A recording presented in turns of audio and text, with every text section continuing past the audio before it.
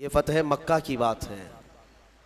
हालांकि एक साल पहले हुजूर पाक सल्लल्लाहु ताला अलैहि वसल्लम उम्रा के लिए आए, लेकिन मक्का के कुफ़ार और मुशरिकीन ने आपको उम्रा करने से रोक दिया, मक्का में अंदर आने नहीं दिया। 35 किलोमीटर दूर ही रसूल पाक सल्लल्लाहु ताला अलैहि वसल्लम और उनके साथ तकरीबन 1400 सहाबा थे, सबका रास्ता रोक लिया।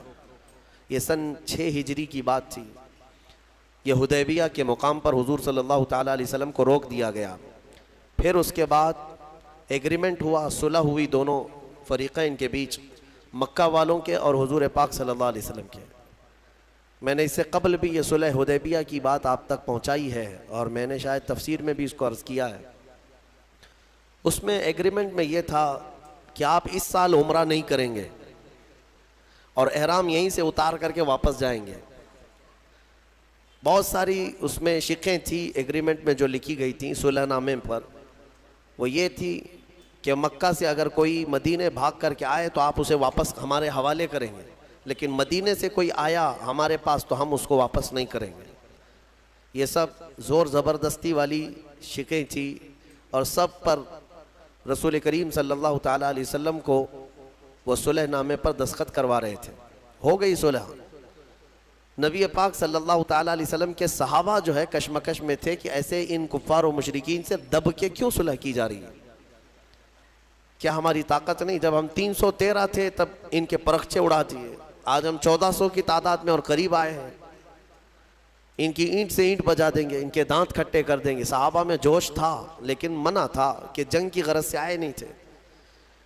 तो जब रसूल पाक सल्लल्लाहु ताला अलैहि वसल्लम वापस जाने लगे मदीने तैयबा, मेरे अजीज़ों, ये 6 हिजरी की बात है। अल्लाह तबारक व तआला ने अपने हबीब पाक सल्लल्लाहु अलैहि वसल्लम पर यह सूरह उतारी, सूरह फ़तह। ऐ महबूब, हमने आपको रोशन फ़तह अता फरमाई, जबकि बज़ाहिर वहाँ क्या लग रहा था? सुलह। दब करके सुलह हुई, उम्रा करने नहीं दिए, मक्का जाने नहीं दिए, बीच रास्ते से वापस भेज दिए। और कुरान कह रहा है महबूब हमने आपको रोशन फ़तह अता की। ये कौन सी फ़तह है? वही 1 साल बाद होने वाली फ़तह की बशारत पहले ही मेरे रब ने रसूल को अता फरमाई थी। 1 साल नहीं गुजरा था, 7वीं हिजरी, फिर मेरे आका सल्लल्लाहु ताला अलैहि वसल्लम तशरीफ़ लाए। अल्लाह ताला ने इसी सूरे में फरमाया, लतदखुलुन्नल मस्जिदल हराम इंशाअल्लाहु आमिनीन मुहल्लिकीन रुऊसकुम व मुक़स्सिरीन ला तख़ाफ़ून। अल्लाह फरमाता है ज़रूर ज़रूर ए हबीब, आप मस्जिद हरम में अमन व अमान के साथ दाखिल होंगे, आप ज़रूर दाखिल होंगे। हलक कराए हुए या कसर कराए हुए, बालों को मुंडाए हुए आप मस्जिद हरम में ज़रूर आएंगे और किसी बात का आपको खौफ नहीं रहेगा। ये पहले ही अल्लाह तबारक व तआला ने फरमाया। जबकि हालात कैसे थे? कुफ़ार मक्का तने हुए थे, कोई करीब आने नहीं देता, लेकिन मेरे मौला ने वादा फरमाया कि ज़रूर आप मस्जिद हरम में दाखिल होंगे अमन व अमान के साथ। और अल्लाह ने अपना वादा सच कर दिखाया। 1 साल में ही नबी मुकर्रम सल्लल्लाहु ताला अलैहि वसल्लम अपने सहाबा के साथ फिर मस्जिद हरम में दाखिल हुए। इस शान से आए कि न जंगो जिताल न कत्लो क़िताल, सिर्फ नबी अकरम सल्लल्लाहु ताला अलैहि वसल्लम की ही मक्का में धूम थी, बात चल रही थी और सहाबा उस दिन बड़ी खुशियों में थे। और मेरे अजीज़ों, वो दिन भी कौन सा था? 20 रमज़ानुल मुबारक का था।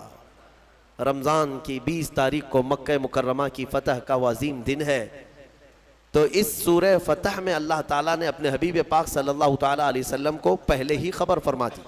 इसमें एक बैत का भी जिक्र आया है इस सूरह में। अल्लाह ताला फरमाता है, लक़द रज़ियल्लाहु अनिल मुअमिनीन इज़ युबायिऊनका तहत अश-शजरा। हुआ क्या था? एक दरख्त के नीचे हुजूर पाक सल्लल्लाहु अलैहि वसल्लम ने सारे सहाबा से बैत लिया। बैत, इतना लफ्ज़ तो आप समझते हैं, अपने पीर व मुर्शिद के हाथ में हाथ दे करके आप बैत करते हैं। ये गुनाहों से तौबा और अहद करते हैं सीधे रास्ते पर चलने की। वो बैत कौन सी थी? नबी पाक सल्लल्लाहु ताला अलैहि वसल्लम ने सहाबा को जो जमा किया था वो किस बात पर?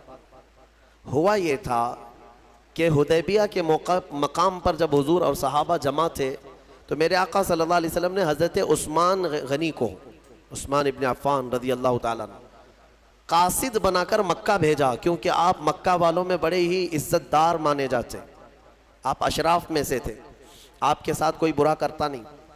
तो आपको भेजा गया था कि आप जाएं मक्का के अहवाल देख कर क्या आए, वहाँ वो लोग क्या क्या मीटिंगें कर चुके हैं या क्या हालात हैं।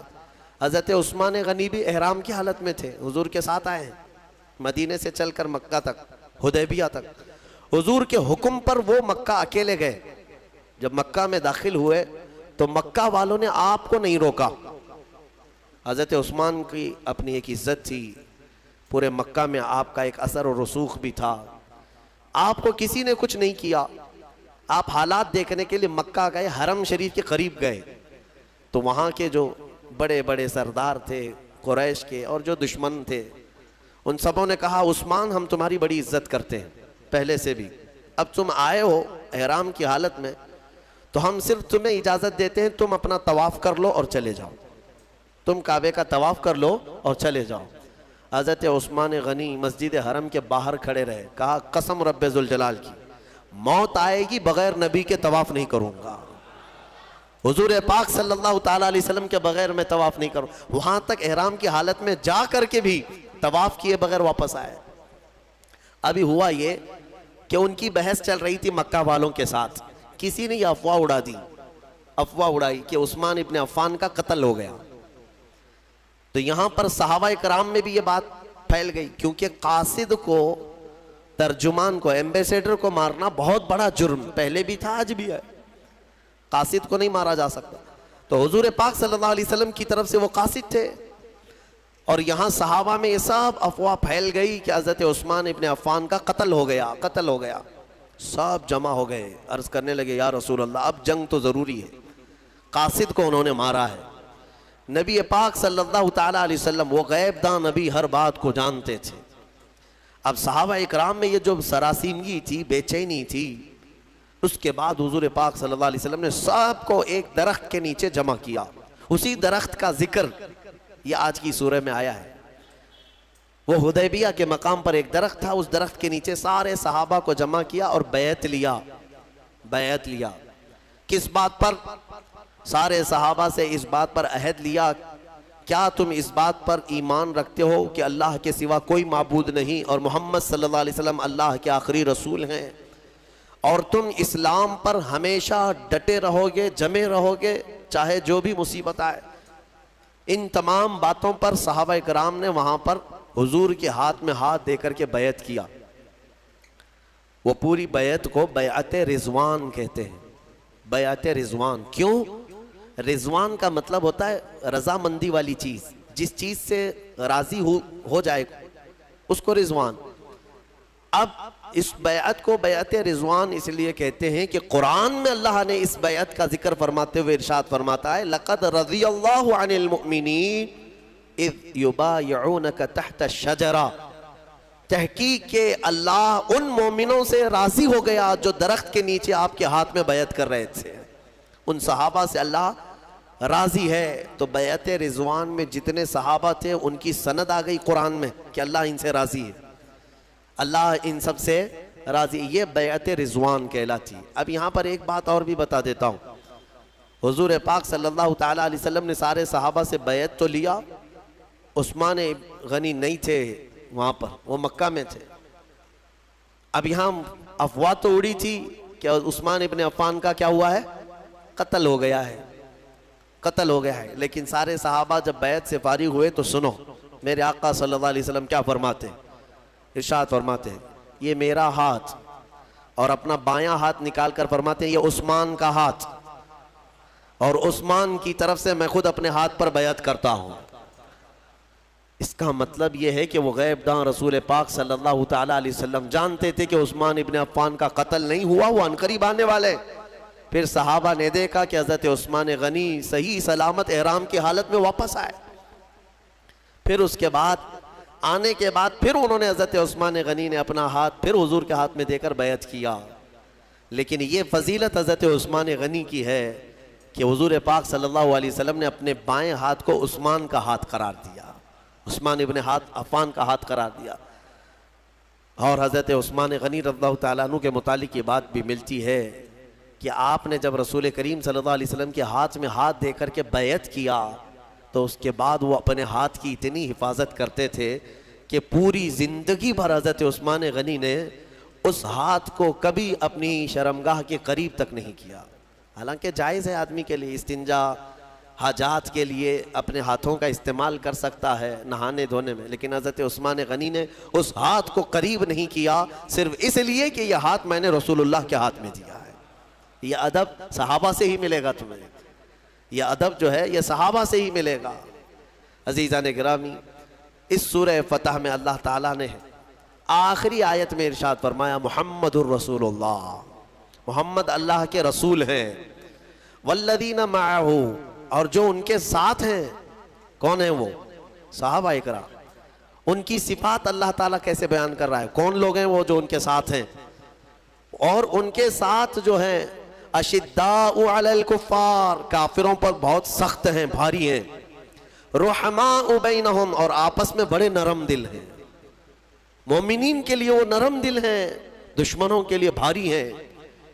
तराहुम रुक्कअन सुज्जदा, अल्लाह फरमाता है तुम उनको देखोगे हमेशा रुकू सजदे में मिलेंगे। यबतगून फज़लन मिनल्लाहि व रिज़वाना, हमेशा अल्लाह की रज़ा ढूंढते रहेंगे। ये सहाबा की अल्लाह ताला सिफात बयान कर रहा है। नबी के साथ जो हैं, बाज़ मुफस्सिरीन ने फरमाया इस आयत में 4 टुकड़े हैं। मुहम्मदुर रसूलुल्लाह के बाद, मोहम्मद अल्लाह के रसूल हैं, उसके बाद 4 टुकड़े। वल्लदीना माअहू, एक टुकड़ा हो गया। अशिद्दाउ अलल कुफ्फार, दूसरा। रुहमाउ बैनहुम, तीसरा। तराहुम रुक्कअन सुज्जदा, चौथा। अब क्या ही बेहतरीन नफीस तफसीर इसकी की गई है। फरमाते हैं वल्लदीना माअहू का मतलब है और जो उनके साथ हैं, इससे मुराद अबू बकर सिद्दीक की जात है। दूसरा टुकड़ा है अशिद्दाउ अलल कुफ्फार, कुफ्फार पर बहुत भारी हैं, इससे मुराद उमर इब्न खत्ताब है। रुहमाउ बैनहुम, आपस में बड़े नरम दिल हैं, इससे मुराद उस्मान इब्न अफ़्फ़ान है। तराहुम रुक्कअन सुज्जदा, तुम उन्हें हमेशा रुकू सजदे में देखोगे, इससे मुराद हैदर कर्रार की जात।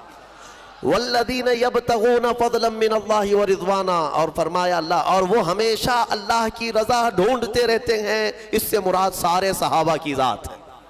सारे सहाबा को यानी तबका दर तबका यहाँ पर बयान किया गया।